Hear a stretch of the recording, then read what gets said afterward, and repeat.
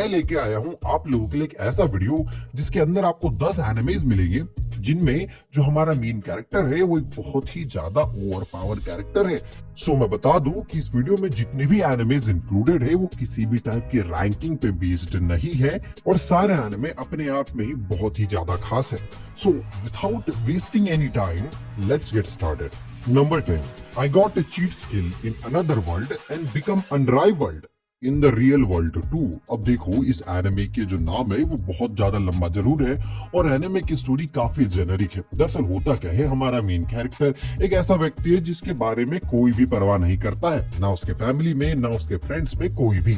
लेकिन भैया एक व्यक्ति है, वो है उसके ग्रैंडपा। वो इसको बहुत ही ज्यादा पसंद करते हैं, लेकिन कहते हैं ना कि कुछ अच्छे लोग जल्दी निपट जाते हैं, वैसे ही होता है भैया इसके ग्रैंडपा के साथ में। वो भी चल बसते हैं बस, और उसके बाद ये हमारा जो मेन कैरेक्टर होता है ये हो जाता है पूरे जीवन में अकेला।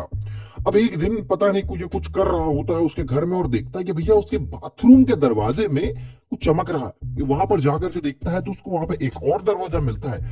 अभी भैया ये दरवाजा एक दूसरे वर्ल्ड से कनेक्टेड है। अब इस दूसरे वर्ल्ड में एक घर है जहां पर ये दरवाजा कनेक्टेड है और वो घर किसी सेज का था जो कि एक बहुत ही बड़ा मैजिशियन था। तो भैया हमारा मेन कैरेक्टर जैसे ही उस घर में जाता है इसकी लाइफ ही चेंज हो जाती है। ये जाते से ही वहां का बेस्ट और बहुत ही ज्यादा पावरफुल कैरेक्टर बन जाता है। So that's the whole story. Yes, यही पूरी इस एनिमे की स्टोरी है और इस एनिमे में बहुत सारे slice of life plus magic scenarios है जो कि आप लोगों को देखना चाहिए। अगर ये एनिमे आप लोगों को पसंद आता है तो नीचे कमेंट सेक्शन में जरूर बताना। आप लोगों के क्या थॉट्स है इस एनिमे के बारे में मुझे भी बताना, क्योंकि मुझे ये एनिमे कुछ खास पसंद नहीं आया, लेकिन एज अ एंटरटेनमेंट पर्पस वो बहुत अच्छा था। Number 9, martial magic and muscles. अब देखो ये जो एनिमे है ये एक मैजिक डोमिनेटेड वर्ल्ड है। इस एनिमे के अंदर मैजिक एग्जिस्ट करता है।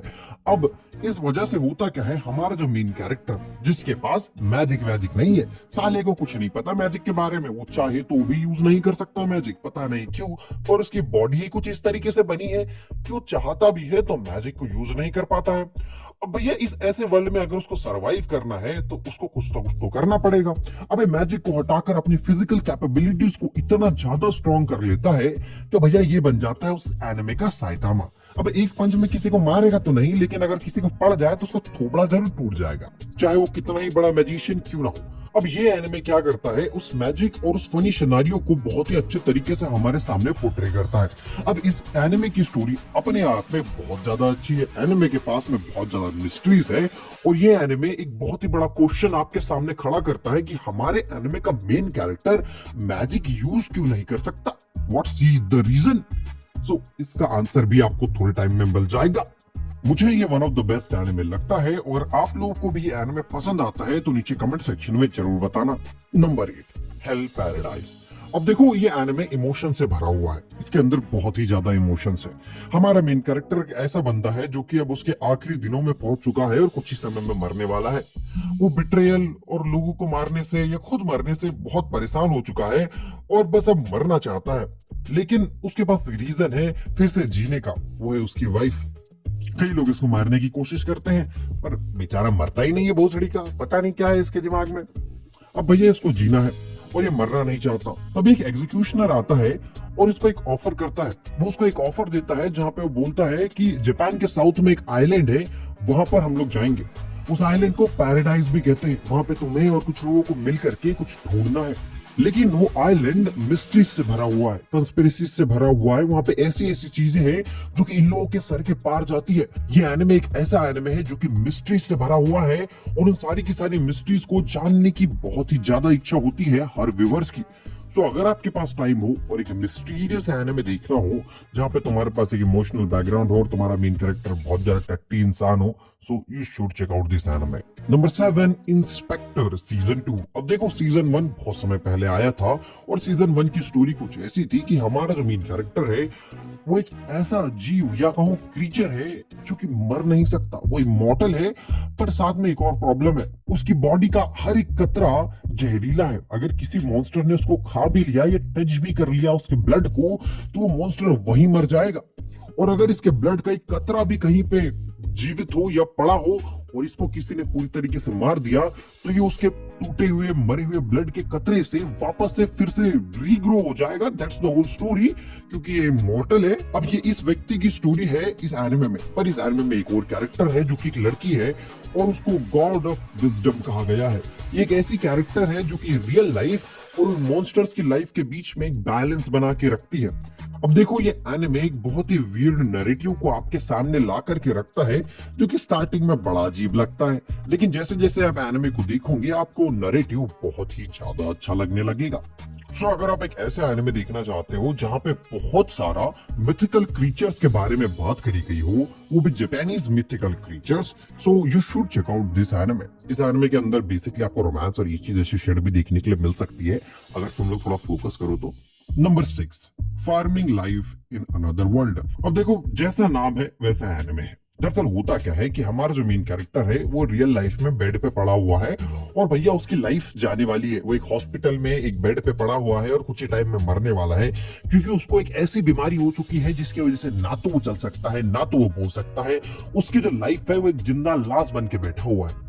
अब ऐसे सिचुएशन में उसके दिमाग में चलता है कि क्यों ना मैं मर जाऊं और मुझे एक ऐसी लाइफ फिर से जीने का मौका मिले जहां पर मैं जो मर्जी वो कर पाऊं। अब ये बनना चाहता है भैया एक किसान, एक फार्मर, और फिर भैया ये मर जाता है। अब मरने के बाद इसको गॉड एक बहुत ही अच्छी लाइफ देता है। अब वो गॉड के साथ में क्या होता है ये तो आपको एनिमे में देखना पड़ेगा, लेकिन जब ये नए वर्ल्ड में आता है तो भैया अपने आप को पूरा चेंज ही कर लेता है। पता नहीं कैसे इसको हर चीज का ज्ञान है, ये बहुत ही अच्छे से फार्मिंग कर पाता है और इस एनिमे के अंदर आपको ईची और रोमांस सीड भी देखने के लिए मिल जाएगा।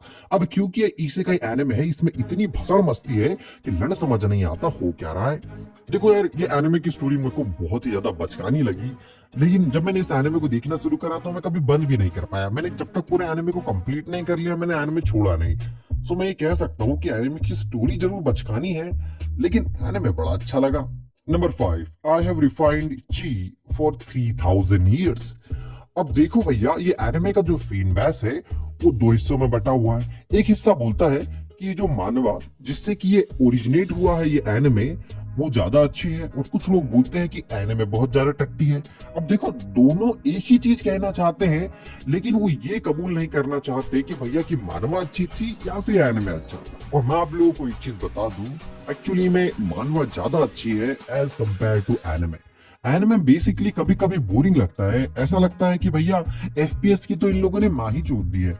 इतना टट्टी एफपीएस है साला, 15 एफपीएस पे तो मैं अपना गेम नहीं खेलता हूँ। अब देखो यार, इस एनिमे के अंदर होता कुछ ऐसा है, हमारा एक मेन कैरेक्टर है और वो पावर लेवल के पहले लेवल पे ही फंसा हुआ है पूरे जमाने से। अभी तक 3000 साल हो चुके हैं, लेकिन उसका लेवल अभी तक 1 ही है। वो लेवल 1 से तो बढ़ ही नहीं रहा है, लेकिन प्रॉब्लम यह है कि भैया उसका लेवल नहीं बढ़ रहा है, लेकिन उसकी पावर जरूर बढ़ रही है। अब उसको अपना लेवल बढ़ाने के लिए वो नई नई चीजें ट्राई करता है इस एनिमे के अंदर और अपने लेवल को बढ़ाने की कोशिश करता है और उसकी पावर्स बढ़ती है। अब देखो यार, वो one of the most powerful character है पूरी की पूरी सीरीज में, लेकिन उसका लेवल 1 है और इस वजह से बहुत सारी मिसअंडरस्टैंडिंग होती है इस एनिमे के अंदर, और जो कि देखने में बहुत ज्यादा मजा आता है जब ये बड़े बड़े लोगों को बहुत बुरी तरीके से मारता है। तो देखो, एनिमे फनी है, बहुत अच्छा है, लेकिन मैं आप लोगों को रिकमेंड करूंगा कि आप लोग इसकी मानवा जाके पढ़ो। Number 4, the reincarnation of the strongest exorcist in another world. अब देखो भैया, हमारा जो मेन कैरेक्टर है वो एक नए वर्ल्ड में एक एक्सोसिस्ट है। अब होता क्या है कि ये व्यक्ति एक चूतिया है, दूसरे लोग उसको बुद्धू बना देते हैं और इसको मार देते हैं। अब इसके पास होता है एक सीक्रेट स्पेल, वो स्पेल का यूज करता है और अपने आप को करता है एक रिकार्नेट एक दूसरे वर्ल्ड में। अब वहां पे ये सोचता है कि चाहे जो हो जाए मैं बहुत चालाक बनूंगा और ऐसा बनूंगा कि भैया कोई मेरा कुछ बिगाड़ ना पाए। अब हमारा मेन कैरेक्टर पैदा हो जाता है एक नए वर्ल्ड में। अब इस नए वर्ल्ड में एक नोबल का बेटा है वो। अब नोबल बेसिकली ऐसे लोग जो सोसाइटी के सबसे ज्यादा पावरफुल कैरेक्टर्स होते हैं। सो अब ये जो नया वर्ल्ड है ये एक मैजिकल वर्ल्ड है। अब इसको स्टार्टिंग में पता नहीं होता है, ये अपने एक्सरसाइज सेट को करना शुरू करता है, लेकिन कुछ होता नहीं है। बाद में इसको पता चलता है कि भैया यहाँ पे तो एक नई पावर एग्जिस्ट करती है जिसको कि मैजिक कहते हैं। अब ये अपने आप को चालाक तो बनाना चाहता ही है, साथ साथ में अब मैजिक को सीख के अपने आप को ओवर पावर भी बनाना चाहता है। और इस एनिमे के अंदर यही सारी चीजें होती है। वहां पे दिखाता है कि कैसे एनिमे में हमारा जो मेन कैरेक्टर है वो अपने आप को ओवर पावर बनाता है और साथ साथ में वो कितना चालाक और सुधरा संभला लड़का है। लेकिन ये बात आपको नहीं भूलना चाहिए कि एनिमे के स्टार्टिंग में वो चूतिया था। सो अगर आपके पास बहुत सारा समय हो, so you should check out this anime. Number 3, the ice blade sorcerer shall rule the world. अब देखो यार, ये जो एनिमे है ये एक बहुत ही अच्छा नैरेटिव आपके सामने लाता है। इस नैरेटिव को बोलते हैं become a sheep and eat the tiger. अब मैं ऐसा क्यों बोल रहा हूँ, इस चीज को समझो। हमारा main character one of the strongest character है इस एनिमे के अंदर। इतना स्ट्रॉन्ग कि भैया तुम इसको मारना छोड़ दो, तुम इसको स्क्रैच भी नहीं कर सकते। ये कैरेक्टर जाता है और एक मैजिक एकेडमी में अपना एडमिशन लेता है। अब एडमिशन लेने के बाद इसको पता चलता है कि उस एकेडमी में बहुत सारे नोबल लोग हैं जो कि कॉमनर्स को पसंद नहीं करते हैं, और ये जाके बनता है वहां पे कॉमनर। अब तुम नैरेटिव को समझ सकते हो मैं क्या कहना चाहता हूँ, रेसिस्ट, राइट। लेकिन हियर्स द थिंग, हमारा main character one of the strongest character है पूरे वर्ल्ड में। पिछली वॉर में अपनी कंट्री को एक बहुत ही अच्छी और बड़ी जीत दिलवा के आया है ये व्यक्ति।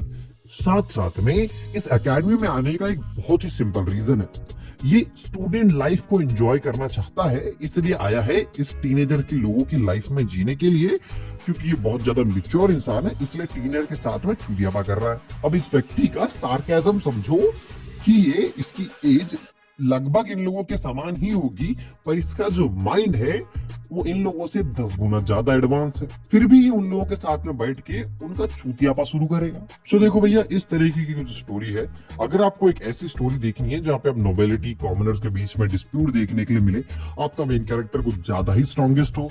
Number 2, campfire cooking in another world with my absurd skill. अब देखो भैया, इस एनिमे की स्टोरी बड़ी सिंपल है।